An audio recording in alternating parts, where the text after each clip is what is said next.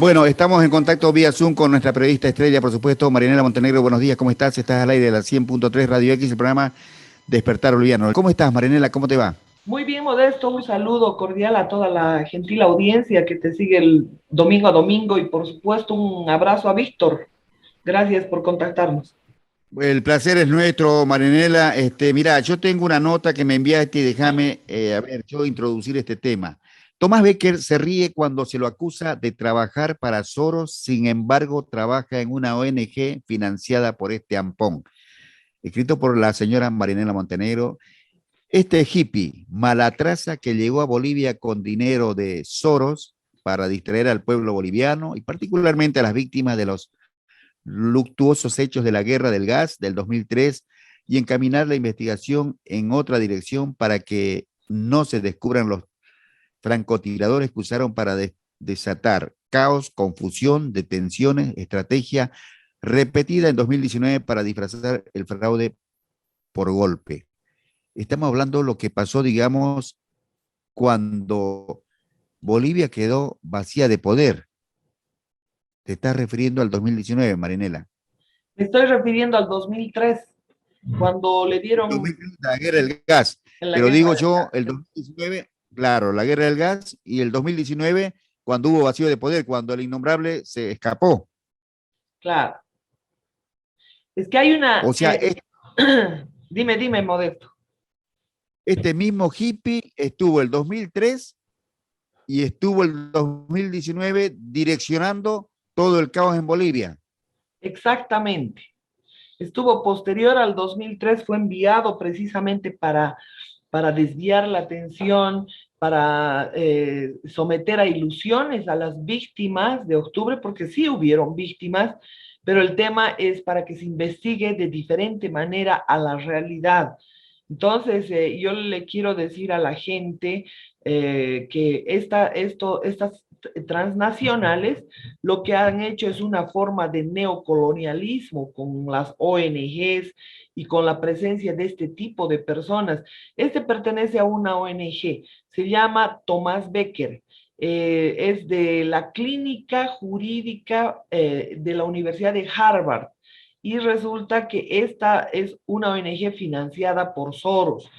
Tienen que saber que son una cantidad enorme de ONGs jurídicas que hacen las leyes para nuestros países. Ellos diseñan el Estado jurídicamente, es decir, para que los levantamanos que hay en el Congreso, la mayoría ignorantes, aprueben sin preguntar absolutamente nada estas leyes. A esa ONG pertenecía al IDL, que ha diseñado más o menos todos nuestros países, que es otra ONG financiada por Soros a la cabeza de Diego García Sayán. Ellos te ponen leyes impositivas, te imponen leyes laborales, o sea, como para estrangular al ciudadano, como para que no pueda una empresa progresar nunca. En Bolivia, cuando menos, es una tarea quijotesca ser empresario. Empresario formal, te digo, empresario evasor de impuestos, cualquiera. Pero acá, si tú te sujetas a las leyes que nos han diseñado foráneos, por supuesto, nunca vas a progresar. Entonces, este es un tema importante, dicho sea de paso, ante la presencia de esta persona malatraza, digo así, y lo reitero, no es un término, es un término español que refleja a una persona insignificante que viene a direccionar los temas de nuestro país. Tomás Becker no actúa solo, actúa con el fotógrafo personal de Evo Morales, que es Noah Fredman Rudowski, norteamericano, fotoreportero, ganaba $30,000 mensuales por acompañarlo y tomarle fotos a Evo Morales. $30,000 mensuales. Esta persona también estaba metida en todos estos complots contra Bolivia y lo propio Catherine Ledebour y la esposa de Juan Ramón Quintana, Loreta Tellería.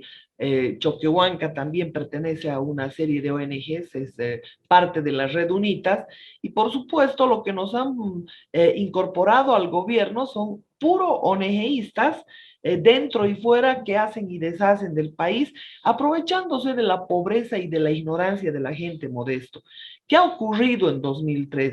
En 2003 hubo un proyecto que se llamaba Pacific LNG, que consistía en llevar gas a California. Y bueno, la gente se opuso a que este gas salga por Chile porque era nuestro enemigo histórico y peleó para que salga por Perú y no salga por Chile. Sin embargo, ahí detrás de esa transnacional, detrás de los buques tanqueros que iban a trasladar el gas boliviano después de regasificarlo rumbo a Europa, es decir, a California, resulta que se desata una guerra total de rechazo, de repudio a todo el tema de la salida del gas por Chile. Entonces, en ese momento se desata la guerra del gas y conocida como la guerra del gas, y por supuesto Sánchez de Lozada tiene que huir, no sin antes robar recursos con la ayuda del encargado de bóveda, que en aquel entonces era Luis Arce Catacora. Entonces, Que actualmente es presidente de Bolivia. actual, bien, bien que lo aclares, actualmente presidente de Bolivia. Él era encargado de bóveda y permitió la salida sin control de los recursos, de reservas y de todo lo que pudo robar en aquel momento Sánchez de Lozada. El tema fue que, por supuesto, en ese momento también operaban las FARC, operaban francotiradores. En realidad, lo que ocurrió no fue que las Fuerzas Armadas ni que Sánchez Lozada ordenó la represión. Es cierto que salieron, como en el 2019, salieron, pero los tiros contra casi la humanidad de 200 personas, 78 personas muertas, muchas quedaron heridas, por supuesto llegaron de francotiradores. Eso enardeció más los ánimos y por supuesto se desató, se descontroló el tema. Ahora, ¿qué sucedió con el gas, con los muertos y con la guerra? Mire cómo nos manipulan. Indiferente que el gas haya pasado por Argentina.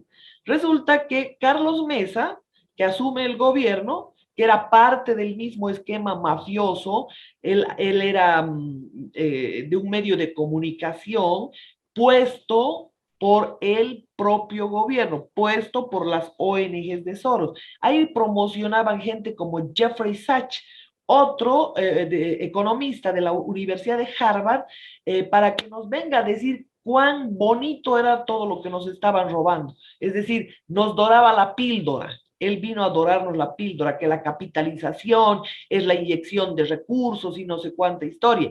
Suena muy bonita la capitalización, pero hubo tal nivel de corrupción que no tiene idea. Entonces, ¿qué es lo que sucede en ese momento? Mesa asume el poder y lo curioso es que un dirigente cocalero que no era nada del gobierno lo acompaña a firmar el contrato con los Kirchner. ¿Qué decidieron estos? Claro, Soros ¿De tiene... quién estás hablando? Ese que lo acompaña, que no era nada del Evo gobierno. Morales. Evo Morales lo acompañan. No estaba en el poder, yo le estoy hablando del 2003, Modesto, Claro. ¿ya? Sí. Resulta que lo acompaña a firmar el contrato con los Kirchner y por supuesto no por decisión de Mesa, que era presidente interino, no por decisión de los Kirchner, por decisión de Soros. Firman el contrato con YPF Argentina, donde Soros tiene intereses. Y en ese momento se hace el contrato a la mitad de precio y lo denominan precio solidario. Pero el gas no era para Argentina, el gas era para Soros. Entonces, y tenía que salir por puertos chilenos. No sé si porque sus buques tanqueros estaban ahí, no sé si, pero obviamente Soros tenía mayor cantidad de intereses en Chile. Y el tema es que sale por Chile nuestro gas sin importar los muertos, se va primero a Argentina a la mitad de precio y lo denominan venta de gas a los argentinos a precio solidario. Con eso Evo Morales deja tranquila a la población, Mesa deja tranquila a la población por el que el gas se fue a Argentina. O Pero sea, sin embargo, Marianela, ese gas los argentinos le subieron el precio y por supuesto se fue a Chile. O sea, los bolivianos se mataron entre ellos, hubo la guerra, hicieron de todo y salió por Chile. Igualito El, salió por Chile, solo que hizo escala en Argentina. Ah, y Argentina en ese momento tenía excedentes. ¿Eh? claro, sí, sí, sí. Entonces, qué es lo que ha sucedido? Todos esos excedentes se van a Chile, todo el gas boliviano se va a Chile y de Chile se va a California, obviamente a las empresas transnacionales de George Soros. Y esto es lo que ha ocurrido, pero ¿qué ha dejado eso? Una enorme cantidad de muertos, de heridos. Y en Bolivia, Modesto, déjame decirte que habían millones de temas por los que Evo Morales, porque pasó Rodríguez Belcé, Carlos Mesa, primero Carlos Mesa, Rodríguez Belcé y luego Evo Morales, los tres que eran cómplices, traidores a la patria, esos tres podían procesar a Sánchez de Lozada por el latrocinio que cometió con las empresas capitalizadas. Ninguno hizo ningún proceso. Yo le debo decir, Modesto, no hay un solo proceso por todo lo que ha sido el proceso de capitalización que ha sido la desgracia más grande de Bolivia, porque Bolivia se ha deshecho de sus empresas estratégicas. Entonces, ni Carlos Mesa ni Evo Morales hicieron nada. Mesa más bien empezó a favorecer con decretos, una serie de decretos, dándoles incluso la posibilidad a las transnacionales de hipotecar, de registrar en eso, en derechos reales, tierras concesionales. Solamente son tierras concesionales destinadas a la exploración, a la explotación o a desarrollar ciertos campos. Pero acá surge un tema que por supuesto es necesario mostrar y poner en evidencia. El único proceso que se ha iniciado en 2007, acuérdense, el 2003 fue la masacre, pero La guerra, tenían que lavarle el rostro a Evo Morales, distorsionar todo lo que ocurrió para que la gente no se dé cuenta, y en 2007 inician un proceso contra Sánchez de Lozada. ¿Y quién inicia el proceso? Las víctimas no. Las víctimas no iniciaron antes, podían haber iniciado inmediatamente. El 2007 se mete el primer proceso contra Sánchez de Lozada y precisamente es este hippie, Malatraza, como es que yo lo llamo, sí. que inicia el proceso en Estados Unidos. Y Estamos hablando bueno, de Tomás Becker.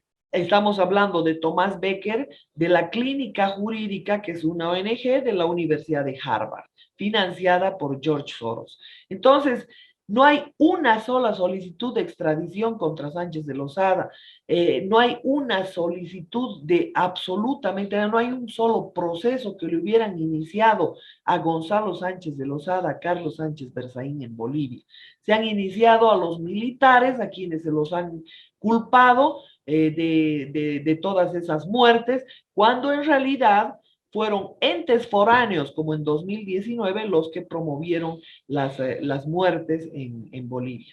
Pero resulta que posteriormente hay cierto nivel de presión en Estados Unidos contra los jueces que de pronto dicen no hay materia justiciable, dice un juez, y posteriormente vuelve a revocar su fallo para volver nuevamente a decir no hay materia justiciable.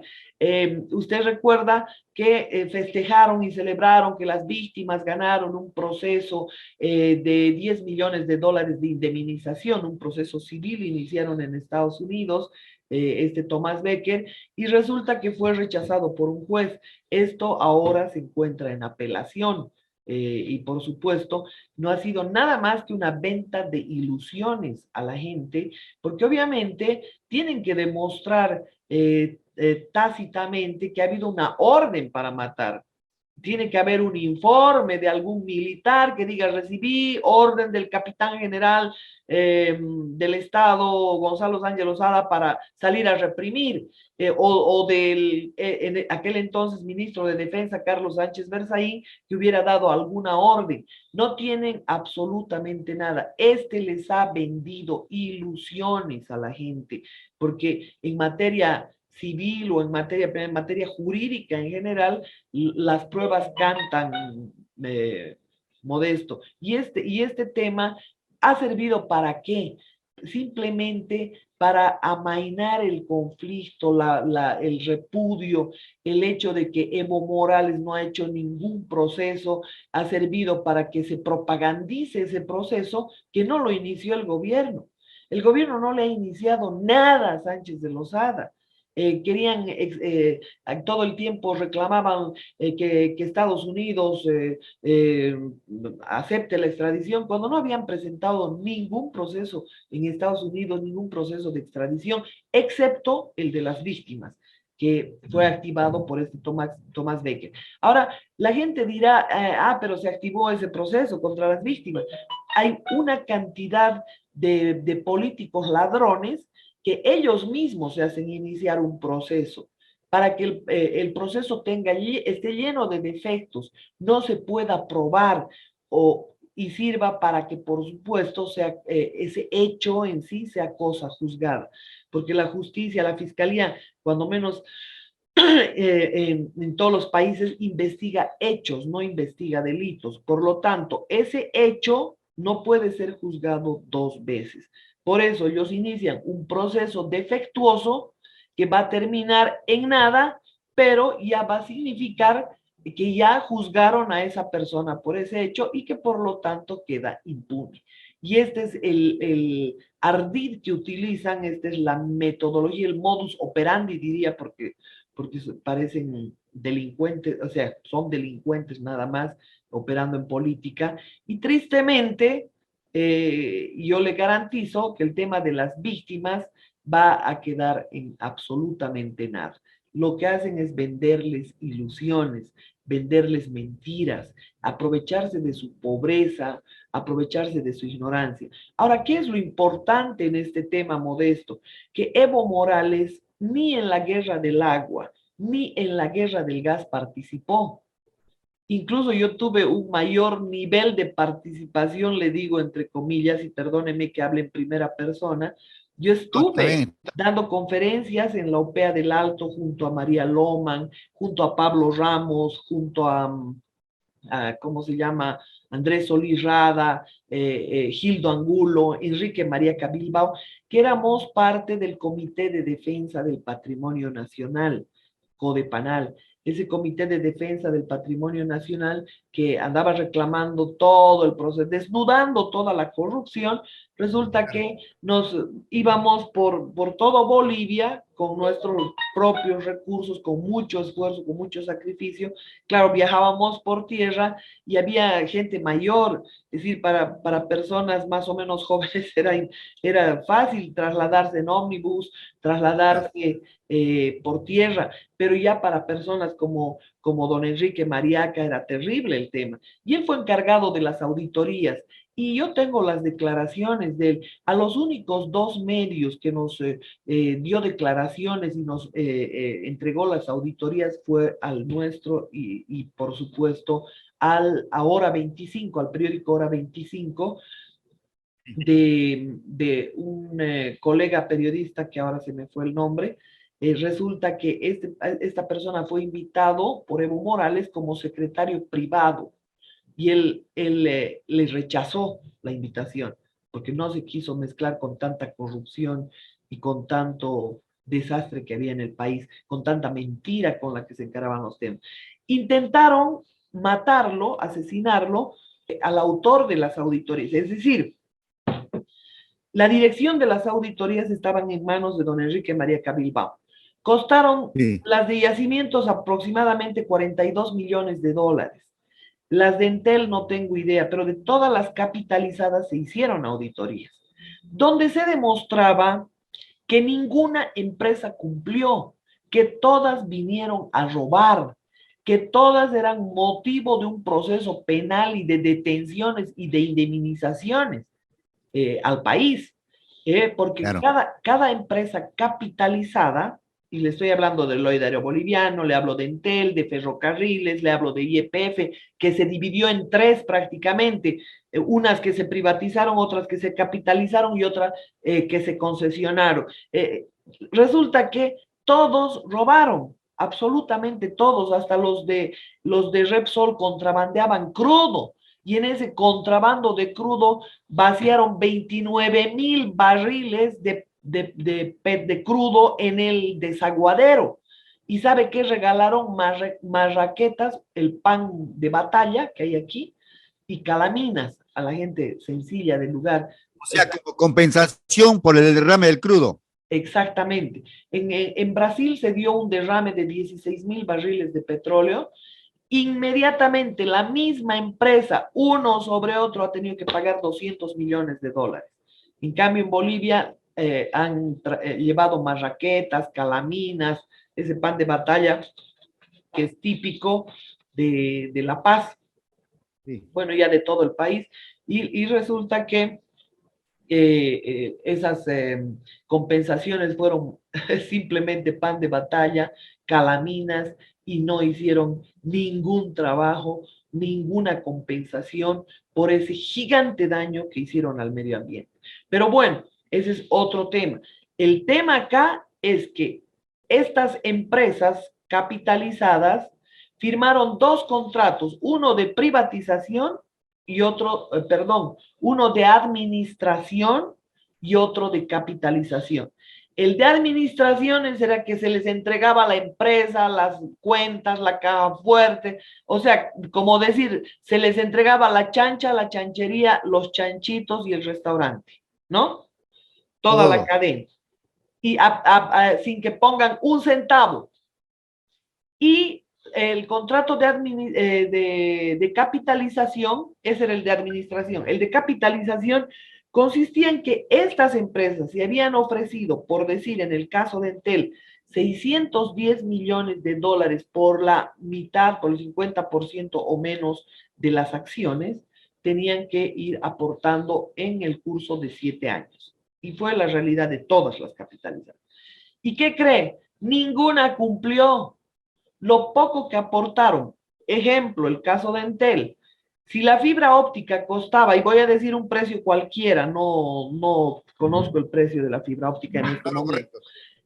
Si el precio de la fibra óptica era $20 el metro, ellos nos enchufaban, y permítame esa expresión, a $1,000 el metro.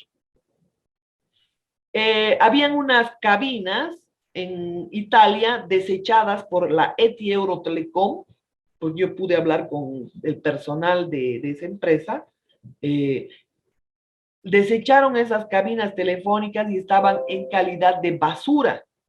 Y Ya, en resulta, desuso. en desuso, y resulta que traen esas cabinas a Bolivia, eran 500,000 cabinas telefónicas en desuso, y las traen a Bolivia y las venden, o sea, es su aporte a la capitalización, a $30,000 cada una.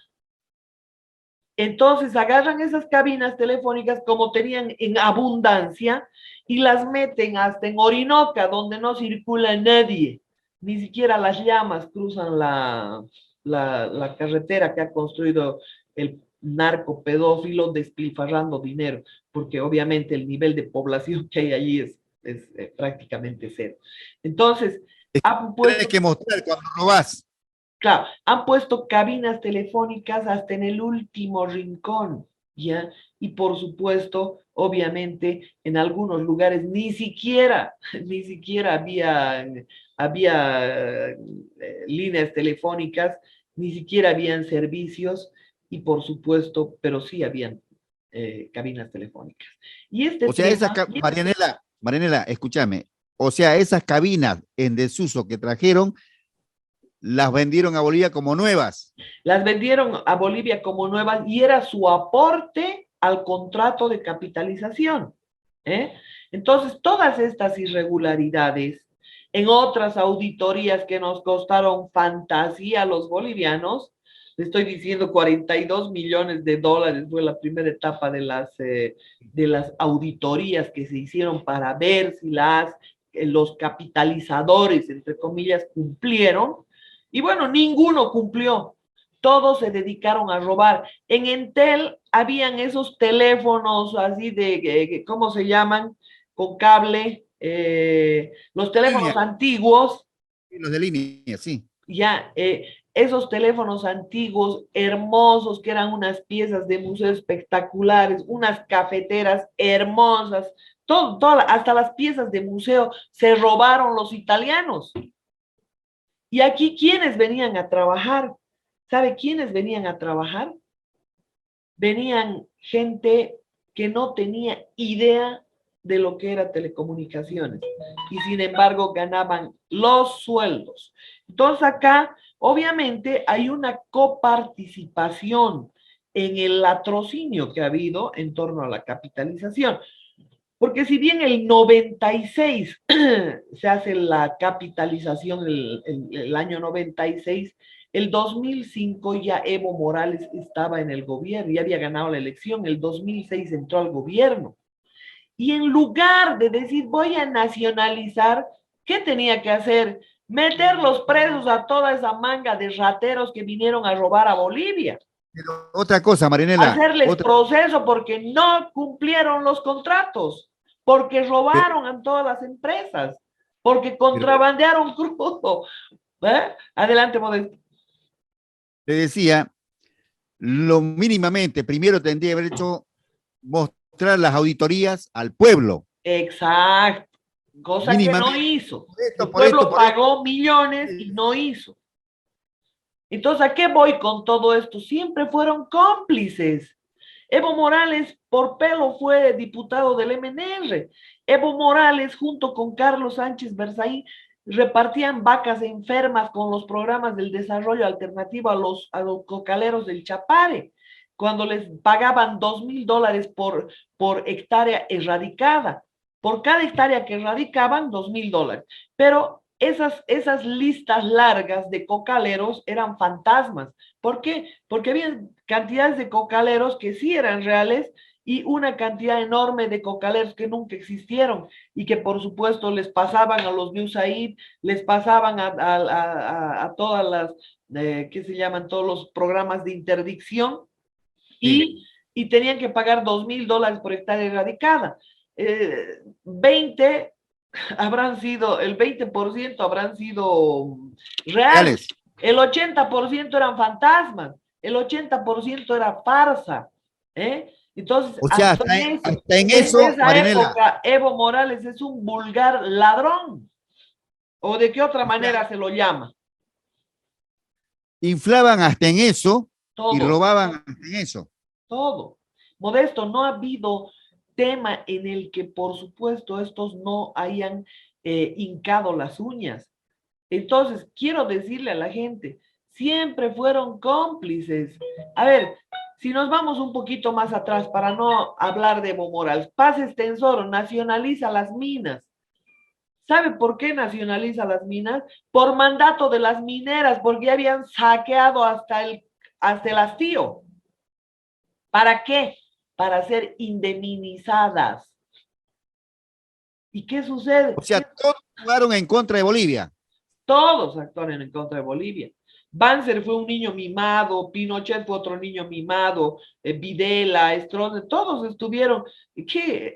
Eso es lo que yo les repito en varios programas. ¿O usted cree que en la década del 70 los militares, Banzer, Pinochet, Stroessner, Videla y todos esos milicos se han puesto de acuerdo para dar golpes en sus países? No, los han impuesto, los han respaldado. Si no, la ONU estaría reclamando. ¿Qué dijo la ONU en toda la dictadura? Nada. ¿Qué hizo la OEA en toda la dictadura? Nada. Entonces, ¿de qué estamos hablando? ¿O no razonamos? Marinela, me queda o sea, no hay un gobierno de Latinoamérica que haya defendido a su país. Permitieron saquear, robaron, fueron cómplices y tendrían que ir presos todos.